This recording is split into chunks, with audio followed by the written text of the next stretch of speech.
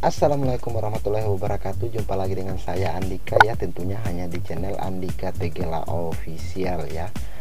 Seperti biasa hari ini saya akan kembali mereaction informasi ya seputaran timnas Indonesia, dan kali ini kita akan melihat preview ya komentar yang disampaikan oleh Bung Towel ya. Kita tahu Bung Towel ini adalah salah satu haters dari pelatih timnas Indonesia saat ini, yaitu Sintayong. Jadi dalam komentarnya, Indonesia bisa lolos 16 besar Piala Asia dikarenakan faktor keberuntungan, dan Indonesia belum layak dikatakan level Asia dikarenakan Indonesia hanya dibantu sama Kyrgyzstan saat lolos di 16 besar Piala Asia. So guys, seperti apa previewnya dan seperti apa pembahasannya ya, kita akan nonton sama-sama di channel yang dimana channel ini saya temukan, video ini saya temukan di channel Biawak, Bacotan Biawak ya. Bagaimana tentang isi video ini dan keseruannya, ayo kita simak sama-sama.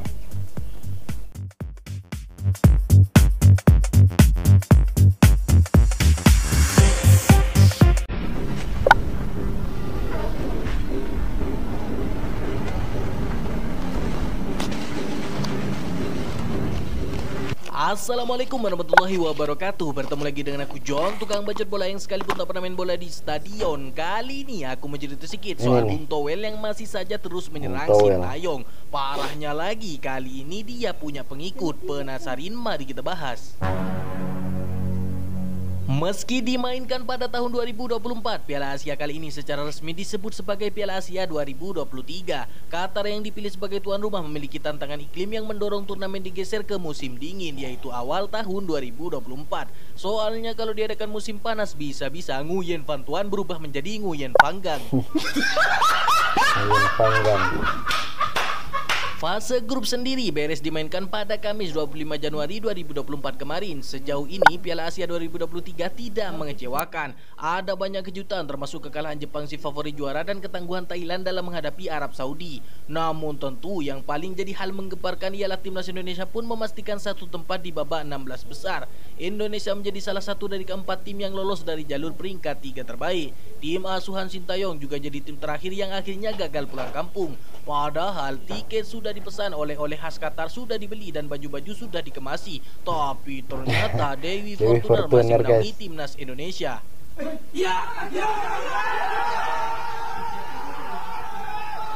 Timnas Indonesia memang tidak lolos langsung lewat jalur peringkat 1 atau peringkat 2 grup. Namun jelas bahwa skuad asuhan Sintayong sudah berjuang semaksimal mungkin di fase grup. Apalagi harus diakui Indonesia tergabung di grup neraka bersama Jepang, Irak, dan Vietnam. Tiga tim itu di atas kertas lebih kuat daripada timnas. Apalagi Jepang adalah favorit juara. Pandit-pandit luar pun sempat mengatakan Indonesia akan jadi negara pertama yang akan pulang kampung, akan jadi juru kunci dan jadi tim terlemah dalam kompetisi Piala Asia dengan skuad muda yang belum matang. Harusnya sesuatu yang harus dicapai, tapi kan menurut saya sih sesuatu yang berat. Tapi ternyata kita berhasil membuktikan semua itu salah total karena kita berhasil finish di peringkat 3 grup D. Apalagi setelah Oman dan Cina sebagai peringkat 3 di masing-masing grup hanya mampu mengumpulkan 2 poin, otomatis skuad Garuda melaju dengan mulus ke babak 16 besar. Memang kita bisa dikatakan ditolong Kyrgyzstan di laga terakhir. Namun pada dasarnya hal tersebut tidak sepenuhnya benar, karena baik Oman maupun Kyrgyzstan sama-sama memiliki keinginan untuk lolos ke babak berikutnya. Terbukti selepas laga para pemain Kyrgyzstan juga tangisnya pecah karena mereka tidak bisa memenangkan pertandingan dengan minimal selisih 2 gol untuk membawa negara mereka lolos ke babak 16 besar. Pengakuan pada kemampuan Sintayong pun terus berdatangan dari berbagai pihak, baik pelatih, pandit hingga media luar pun turut memberi pujian setinggi langit. Salah satu pemain Nguyen berkata, jika kita tidak kalah saat ini melawan Indonesia, maka kita hanya tinggal menunggu waktu. Pemain Jepang berkata, Indonesia dalam track yang benar dan memiliki segala aspek yang dibutuhkan untuk lebih kuat. Bahkan tetangga kita yang memang dikenal sebagai tukang klaim mengatakan Indonesia beruntung memiliki Sintayong, dan mereka berharap suatu saat Sintayong melatih timnas Upin Ipin. Boleh lah ya kan, tapi kita rela Sintayong pindah ke Malaysia kalau Upin Ipin sudah S2. Bahkan Akmal Marhali yang dikenal sebagai tulang punggung komunitas pengkritik Sintayong juga turut memberikan selamat pada pencapaian timnas Indonesia yang telah lolos ke babak 16 besar. Sadar juga abang satu ini ya kan. Cobalah dari dulu narasinya selalu membangun, pasti followernya sudah menyalip Raffi Ahmad. Gue setuju. Dan itu udah berkali-kali gue bilang. Harusnya sih memang semua pihak saat ini fokus dulu mendukung timnas, tunjukkan kalau mereka tidak berjuang sendirian. Memang ada supporter timnas yang datang ke stadion, namun ada pula supporter kismin macam saya yang hanya bisa membantu dengan doa-doa baik dan kata-kata semangat untuk mereka di media sosial. Barulah nanti setelah selesai Piala Asia mau caci maki pemain yang underperform, nyinyirin pencapaian timnas, kritik PSSI, kritik Sintayong, kritik Timo, kritik Talas sekalipun sampai mulutnya berbusa, terserah mereka ya kan. Tapi ingat pesan dari Indosiar, selalu ada azab bagi selalu pemimpin. ada ajab ya untuk tukang nyinyir. Tuh nanti diajak kayak gitu. Cuma hal tersebut nyatanya masih terus terjadi. Sejak laga pertama sampai Indonesia lolos ke babak 16 besar saja, bukannya dapat apresiasi, malah justru makin kena kritik membabi buta. Bahkan sepertinya kini kritikannya sudah tidak hanya soal taktik dan strategi Sintayong di atas lapangan. Dalam konten terbarunya, Bung Towil mengatakan Sintayong memang lolos ke babak 16 besar. Namun Sintayong belum berhasil mewujudkan target pribadinya untuk imbang melawan Irak. Ya ampun, padahal itu target pribadi Sintayong. Kalau dari PSSI, setauku targetnya yang penting masuk 16 besar. Bahas lagi si Towil ini, soalnya sudah terlalu parah ujaran kebenciannya pada Sintayong.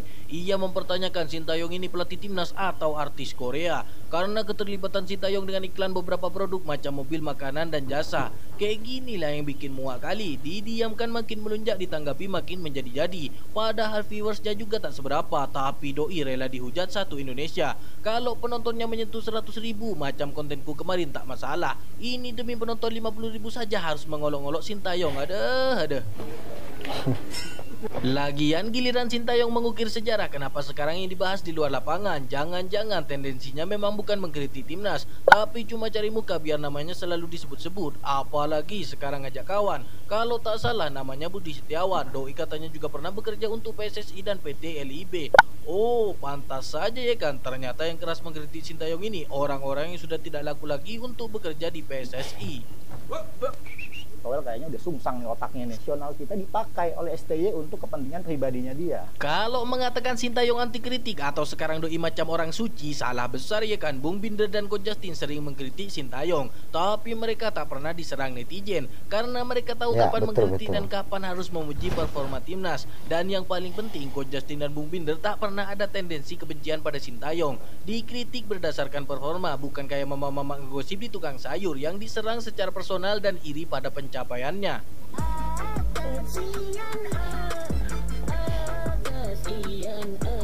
Sekali-kali belajar kayak mana caranya mengkritik yang benar. Jangan berlindung di balik objektivitas, tapi sebenarnya sedang mencari popularitas. Jika mengatakan Sintayong anti kritik, coba berkaca pada diri sendiri. Sudahkah Anda menerima kritik dengan lapang dada? Kalau iya, cobalah buka kolom komentar Instagramnya, biar nampak mental Anda bukan mental Medina.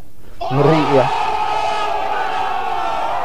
Kalau dibilang kita lolos modal hoki lalu menang atas Vietnam, itu dianggap bukan kerja keras Sintayong dan para pemain Garuda. Padahal setiap laga baik menang maupun kalah, timnas selalu tampil pantang menyerah. Kau tengok di bawah asuhan Sintayong, mental kita makin terbentuk, kuat berjuang selama 90 menit. Dan harus diakui tidak satupun pelatih yang bisa membuat Garuda sampai di titik ini selain Sintayong. Jadi marilah kritik dengan objektif. Kalaupun Sintayong nanti masanya sudah habis, biarkan dia pergi sebagai seorang legenda. Itu. Aku John, see you next time. Bye. Assalamualaikum warahmatullahi wabarakatuh. Oke ya, saya sih setuju dengan perkataan dari channel Biawak TV ya, yang saya tidak tahu siapa ya admin dari channel ini. Yang tentunya perjuangan timnas Indonesia di Piala Asia ya itu bukan sekedar hoki ya. Selama ini ya timnas Indonesia selalu sulit mengalahkan timnas Vietnam ya. Jadi kalau seandainya Indonesia itu sering melawan Vietnam, tentunya Indonesia tidak bakalan masuk sebagai peringkat 3 terbaik di Piala Asia Qatar ya. Jadi berkat kemenangan ketika melawan Vietnam, Indonesia berhak mendapatkan 3 poin dan masuk di peringkat 3 terbaik Piala Asia ya di Qatar. Oke ya, untuk mereka-mereka yang mengatakan ya kalau itu adalah keberuntungan atau mungkin mereka berkata dibantu sama Kyrgyzstan, ya itu salah besar ya.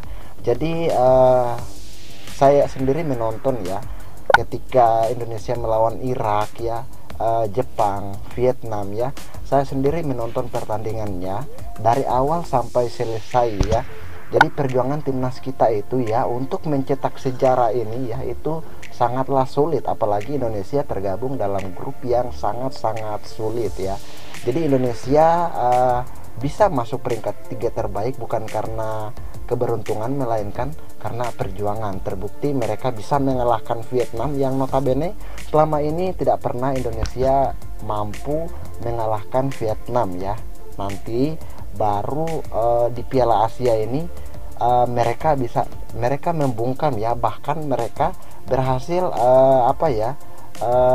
membuat Vietnam melakukan pelanggaran yang berujung kartu merah ya.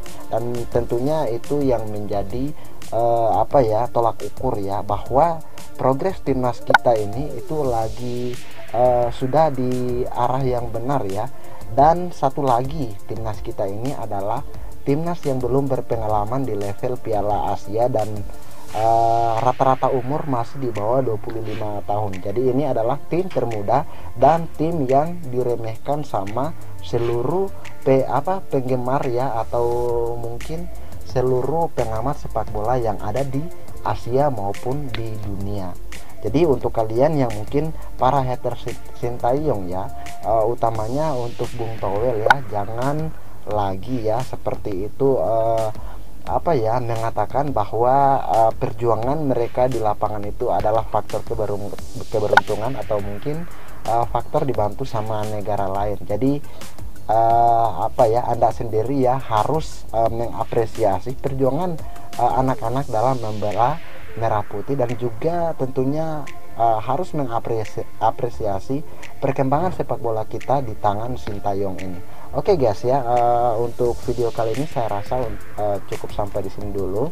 Yang intinya ya, saya sendiri ya selaku supporter yang selalu menonton setiap pertandingan timnas Indonesia, selalu mendukung ya, baik menang ataupun kalah, timnas Indonesia itu tetap harus didukung dan patut kita apresiasi perjuangan mereka ketika berada di lapangan. Oke, sampai di sini ya akhir kata dari saya. Wassalamualaikum warahmatullahi wabarakatuh dan sampai jumpa di video selanjutnya. Bye bye.